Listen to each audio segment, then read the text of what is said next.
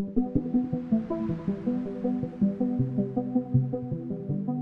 what is up guys, Gray here, and today we have got our draft analysis for the UBL low tier off season. We are here, I guess, defending our championship, question mark. I don't know whether this would be counted as a proper season, so maybe it's defending our championship, I don't know. But yeah, we're doing some low tier stuff, unlike the APA Academy, which was kind of like, I'd say more middle tier. Like, you had some tier 2s, you had like a lot of the top end tier 3s available in that league. This league is like tier 4 and below, effectively. You've got a few things that I would consider being like tier 3. Also, apologies if you can hear my girlfriend in the background. She is not the quietest after she's had a few drinks. She's playing Overwatch, so if you hear shouting in the background, I do apologise, but yeah. Continuing on. Yeah, so this is effectively like the best things in the draft pool were things like Tauros, Scyther, which I voted to be banned. I think it's way too good for this league, and spoilers, we actually face it week 1. So my theory could be proven right week 1. I think a Scavalier that we picked up ourselves is one of the top things that is here.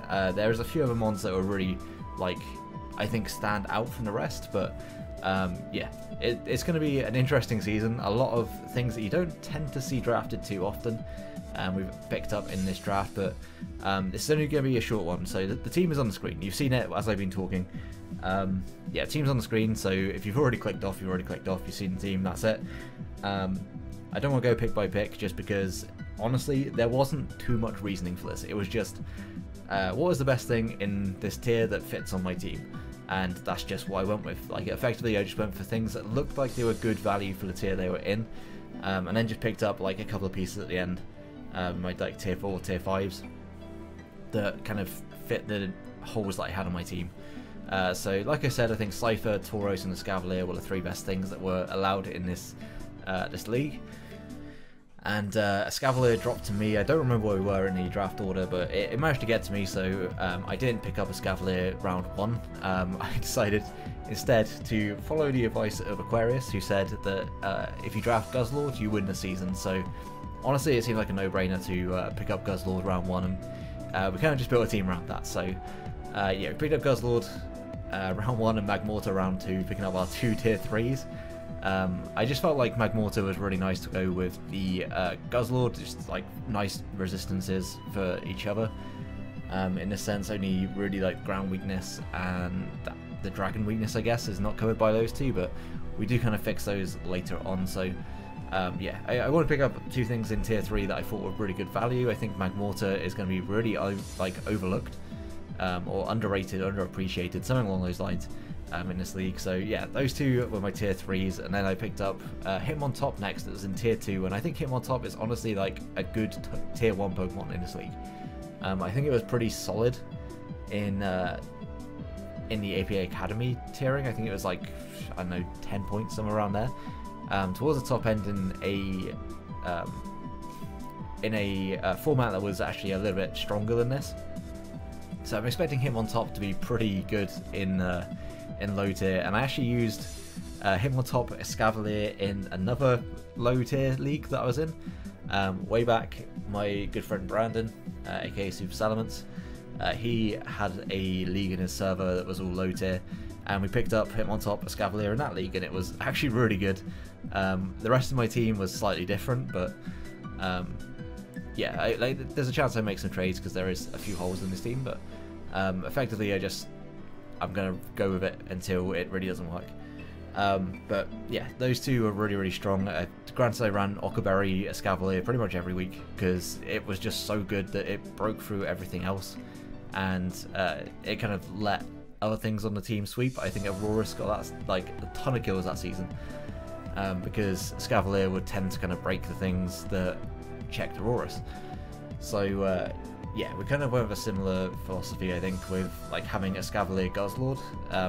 Effectively, a Scavalier breaks through a few things that can check the Guzzlord, as well as the Hitmontop as well. But then with our 3 picks, you'll see I actually haven't included it on the screen. I forgot to... Raichu is in there somewhere. I think it's behind the Rhydon. I forgot to like make it bigger. You can't see the Raichu, but I have a Raichu as well. Raichu was in tier 2, as was Rhydon. 2 things that I think work really nicely, like on the same team. I need an electric immunity, A fast electric as well in this tier is just fantastic, especially with the team that I think I drafted around it. Granted, the ground type ways of doing ground types is a bit limited. I'm a little bit ground weak, but I may fix that later because it's actually a little bit annoying. But yeah, Raichu is one of those few electric types that can actually deal with ground types, especially if there is full-time weaknesses to those mons. Like Surf and Grass Knot obviously deal with things like Rhydon. And I should say actually there was 2 pools, so there's a chance that we face off against the other pool and they could have the same mons that we do. I think our week 2 has Raichu, so for example our week 2 will be a good example of that. Yeah, there's no real reasons to why I picked things. Like, I think Raichu was the best electric type in this format outside maybe Magneton. I think Magneton is stronger, but it doesn't hit ground types in the same way.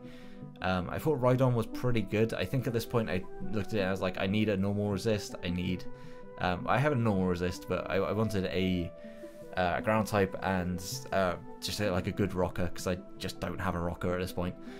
So yeah, I picked up Rhydon just in case I want to run rocks. It's very rare that I do, but yeah, you never know. Rocks can come in handy in certain matchups, and we can take advantage of that. Then we have Rapidash Galarian, which is the same as we actually drafted this in APA Academy. We drafted it again.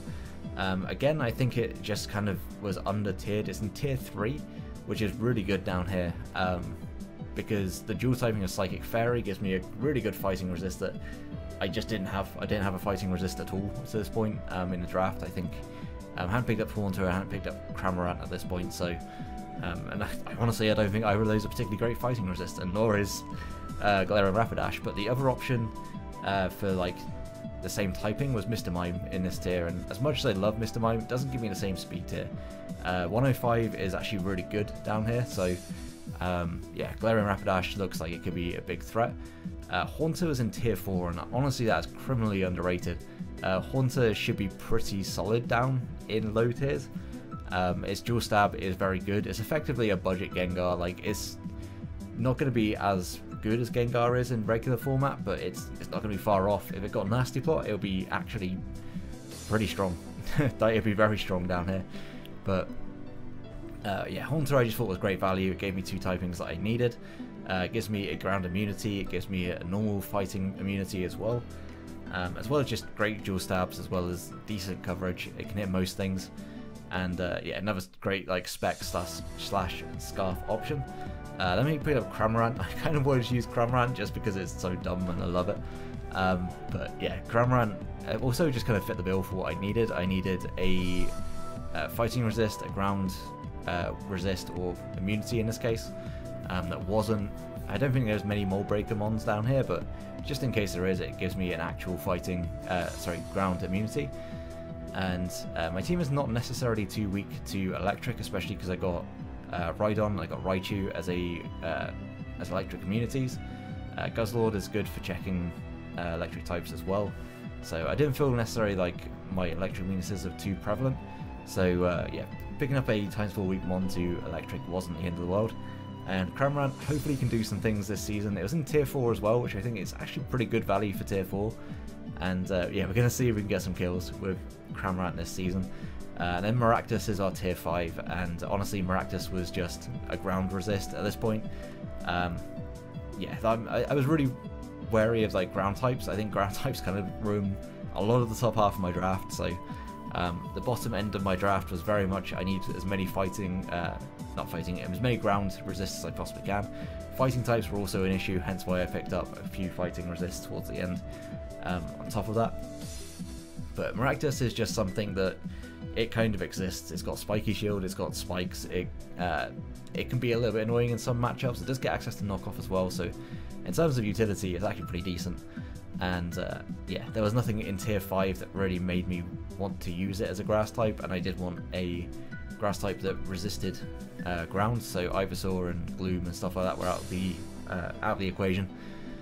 But yeah, that's going to be the draft. I know it's not exactly the most in-depth draft analysis you've ever had, but honestly, it's low tier. What do you want me to say? I'm clicking some buttons again this season, and hopefully we're able to do pretty well. Like, aiming again for playoffs. If we can make playoffs, then great.